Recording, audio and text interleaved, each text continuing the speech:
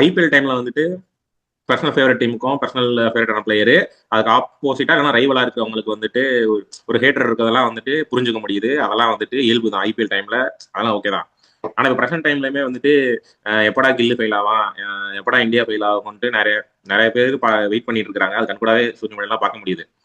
அதுல வந்துட்டு சிலர் யாருன்னு பாத்தீங்கன்னா வந்துட்டு, நான் எல்லாரும் சொல்லல, வெகு சிலர் அவங்க சிஎஸ்கே ஃபேன்ஸா இருப்பாங்க. கில்லுக்கு கிடைக்கிற சான்ஸ் கெய்க்வாட் கிடைக்கலங்கிற அதிருப்தியில வந்துட்டு எப்படா கில்லு ஃபெயில் ஆவான் அவனை அட்டாக் பண்ணலாம் அப்படிங்கறதெல்லாம் இருக்கு. அதை என்னால புரிஞ்சுக்க முடியுது. அது ஓகே தான். நான் அதை தப்பு சொல்லல. நான் அந்த மாதிரி ஆள்கிட்ட பேசின வார்த்தை நடத்தும் போது வந்துட்டு அவங்க என்ன அந்த சிஎஸ்கே ஃபேன்ஸ் என்ன சொல்றாங்கன்னா வந்துட்டு, இதுக்கே நீ இப்படி சொல்லிட்டு இருக்கியே, ஆர்சிபி ஃபேன்லாம் போய் பாத்தீங்கன்னா அவனுக்கு ஃபுல்லா அந்த சீரிஸ்க்கு இங்கிலாந்துக்கு தான் சப்போர்ட் பண்ணுவானுங்க. பிகாஸ் வந்துட்டு ஆர்சிபில வந்துட்டு நிறைய இங்கிலாந்து பேர் இங்கிலீஷ் பிளேயர் இருக்காங்க. அப்புறம் வந்துட்டு பிசிசியோட பாலிடிக்ஸ்னால தான் விராட் கோலி டெஸ்ட்ல இருந்து போற மாதிரி ஆயிடுச்சு, ரிட்டையர் ஆகிற மாதிரி ஆயிடுச்சு. அதனால எங்களுக்கு இந்தியாவே பிடிக்காது, நாங்க இங்கிலாந்து சப்போர்ட் பண்ணுவோம் அப்படின்னு சொல்லிட்டு இருக்கதாக தான் எனக்கு ஒருத்தன் சொன்னான்.